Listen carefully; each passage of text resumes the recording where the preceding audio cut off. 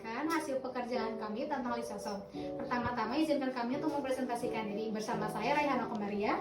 Saya Yusuf Muhammad Hakim. Saya Sagita Azharul Fadilah. Saya Renaldi. Saya Alia Dwi Ulfa. Saya Dani Ramdhani. Saya Ali Mariam.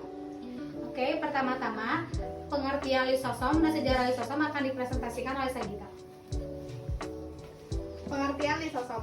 Lisosom merupakan organel sel yang berbentuk bulat dan berukuran sangat kecil, sekitar 0,25 sampai 0,5 mm. Lisosom terbentuk dari tunas yang berasal dari badan Golgi. Sejarah penemuan lisosom. Lisosom pertama kali ditemukan oleh seorang ilmuwan yang bernama Christian Duff pada tahun 1950. Pada tahun tersebut pula ditemukan bahwa organel lisosom terdapat pada semua sel eukariotik. Oke, selanjutnya fungsi dan peran akan dipresentasikan oleh Alia Dwi dan Renaldi. Yang pertama ada mengontrol pencernaan di dalam sel. Fungsi lisosom ini sering disebut dengan fungsi pencernaan internal karena proses pencernaan tersebut berlangsung di dalam lisosom. Yang kedua, ada endositosis, adalah suatu proses mengunyah makromolekul yang berasal dari luar sel ke dalam sel. Yang ketiga, ada autofagi, adalah suatu proses yang dilakukan oleh lisosom untuk membuang dan menurunkan beberapa sel yang tidak dapat berfungsi lagi. Yang keempat, ada fagositosis, adalah suatu proses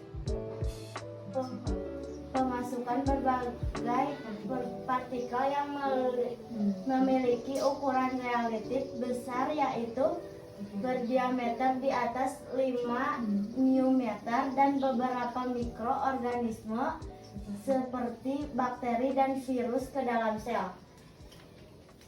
Nomor 5, eksositosis adalah suatu proses pemanfaatan lisosom untuk melakukan transport molekul-molekul yang berukuran besar melewati membran dalam sel menuju keluar sel. Nomor 6, autolisis adalah suatu proses yang dilakukan untuk menghancurkan dengan cara membebaskan isi lisosom ke dalam sel. Sekian fungsi dan peran lisosom. Terima kasih. Lalu selanjutnya gangguan pada lisosom akan dipresentasikan oleh Renaldi juga dan Dani. Gangguan pada lisosom. 1. Penyakit Fabry adalah gangguan fungsi lisosom karena tidak mampu menghasilkan enzim alfa galaktosidase A sehingga lemak tidak dapat dicerna dengan baik. Yang kedua, penyakit Toucher merupakan suatu kondisi kekurangan enzim glukopepsidase yang berperan penting dalam proses pencernaan lemak. Yang ketiga, penyakit Maena-Fitch merupakan gangguan fungsi lisosom yang mengakibatkan tergantungnya proses metabolisme lemak sehingga terjadinya penumpukan lemak yang cukup berbahaya di dalam tubuh atau organ. Gangguan penyimpanan lisosom atau lysosomal storage disorder adalah penyakit genetik yang dapat mengurangi atau lebih enzim hidrolase pada lisosom.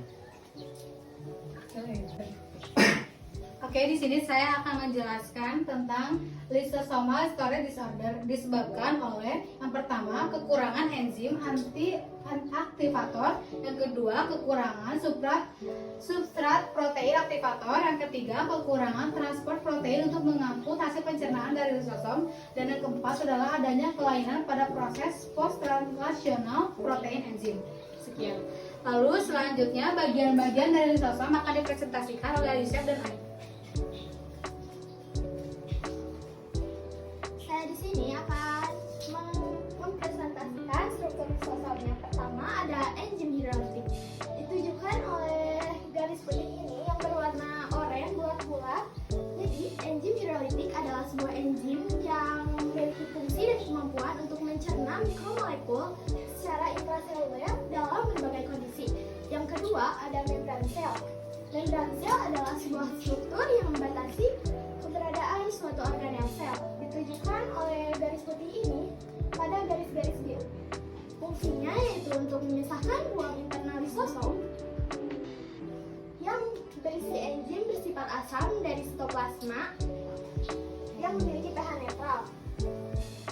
Selanjutnya saya protein transport definisi. Protein transport adalah protein yang berinteraksi dengan atau bagian dari membran biologis. Protein transport ini memuat protein integral yang tertahan secara permanen. Bagian dari membran dan protein periferal yang hanya sementara menempel pada lipid bilapis atau pada protein integral. Protein transport berfungsi untuk memindahkan molekul dan ion melintasi membran.